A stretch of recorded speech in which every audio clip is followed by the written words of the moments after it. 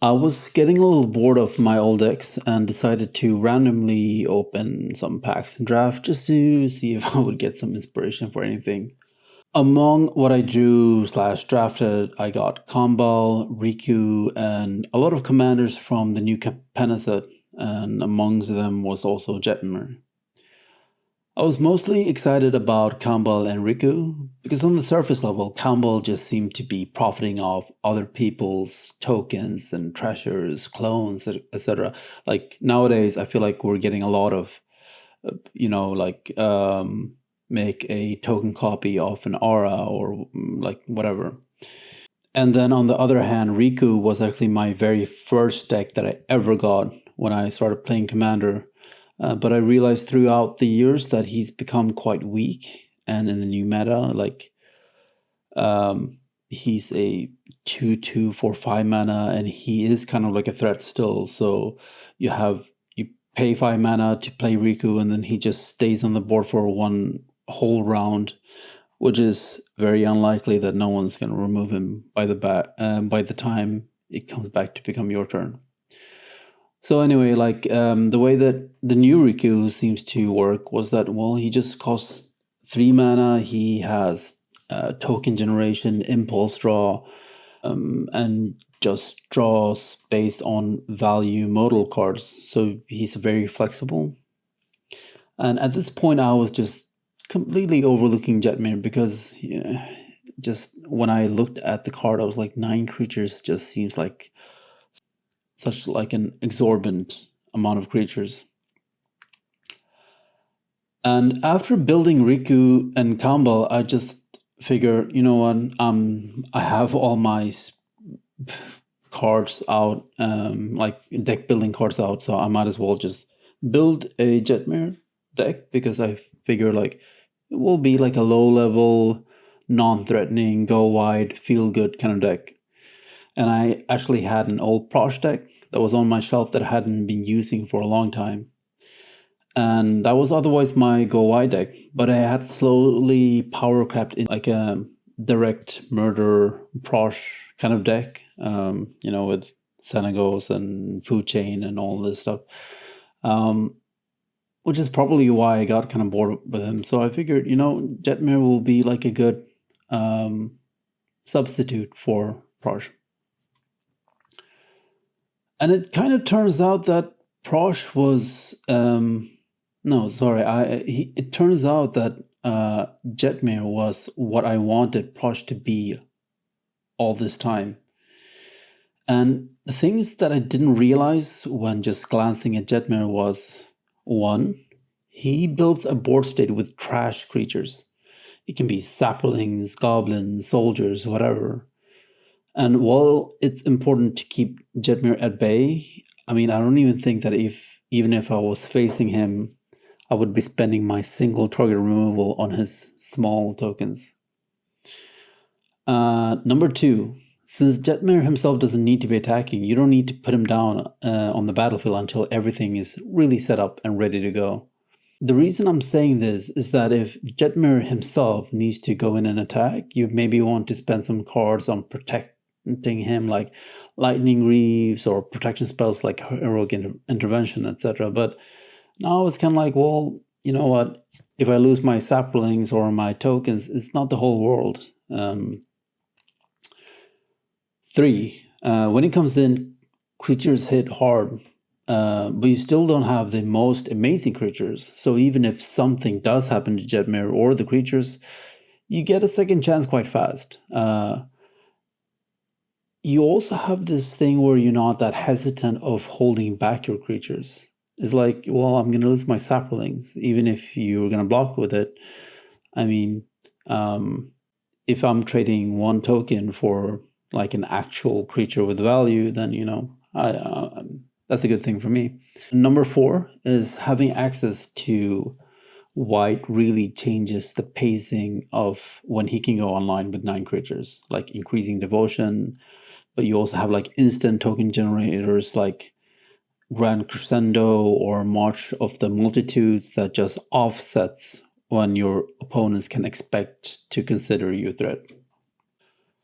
But because of this whole game plan, um, you just have a lot of trash critters on the ground. It also gives you some kind of board presence that can potentially save you from some hits. If I have a Farhaven and a Solem, I might chump block them for your commander that wants to connect. But if someone else is open, there's probably like a bigger chance they'll be going that direction. Either way, I'm saving some life points / commander damage, and that can like make or break it. He also has some fun interactions, because since he adds power and some keywords, he does pair up quite nicely with other things as well. Like, for example, Glare of Subdual and Vigilance lets you attack in first, and then you can just tap down their defenses. Giving any of it like Death Touch with Bow of Nylea or Oran Frostfang allows you to trample over the damage, but you also have like the double strike coming from Jetmir, meaning that you're just going to kill anything that comes in your way. And just having 6 creatures alone enable things like Elemental Bond or Garruk's Pack Leader. And along with Cryptolith, Thrite, or Earthcraft, all your critters are also now kind of ramp. Earthcraft also pairs up quite well with Mirror Entity, because you can attack in with Vigilance and then you pump all your creatures and they declare blockers, meaning you can just adjust depending on the situation. Terror of the Peaks also serves as an alternative win con if you can rush in through. I did make some adjustments to the deck. I always think it's more fun to make a deck less efficient if it kind of like goes within the theme of the deck. So, for example, I removed Kodama's Reach and Cultivate because I just kind of want like the critter number to just be on the board as soon as possible. So I swapped them out for like Topiary Stomper and Springfield Druid, or that new Primeval Druid thing. So sure, I'm a bit slower, but it fits the deck more, and it kind of like, it gets Jetmir to his number quicker, and I don't know, I just think if every deck becomes the staple deck, then it kind of like, that is one of the reasons why you might grow tired of it, because then pretty much every deck looks the same. Like if this would look like any go wide deck, then it's not that fun. As for removal, I think in general I'm trying to reduce the amount of removal I run in my decks, just because it just creates size around the table. But I always do need a reset button of some kind. And again, I if I'm putting any kind of mass removal or removal in the deck, I would rather have that removal be fitting for the theme of the deck. So for example, I put in Sunblast Angel because if your creatures have Vigilance, or if you're using Glare of Subdual, then you can tap down the creatures that you want to die. I mean, with yours as well, but you're just gonna have like small saplings and stuff. You have Marshall Coop that just wipes the board, but also gives you an amount of creatures that you can then get back into the game quickly for the next round, when Jetmir will probably come out. And then you also have different kind of removals for artifact and enchantments, like Pest Infestation. It's just kind of amazing because it removes artifact enchantments while also adding to your board. I think I dismissed Jetmir because I was so used to everyone removing creatures at all times. But that's mostly because often creatures are a bit more of a direct threat. Jetmir just hangs around in the background until he's ready to pop off. And if your opponents aren't ready for him, he just ends the game right off. In comparison, like Riku and Kambal were decks that didn't really do much on their own, but just waiting to react to other decks. But that meant if too many things were happening at the same time, they just couldn't catch up, and they were just sitting on the trigger and waiting for people to do their things. But that also means that you're not developing your board state further. And then you're looking kind of weak and an easy target to attack.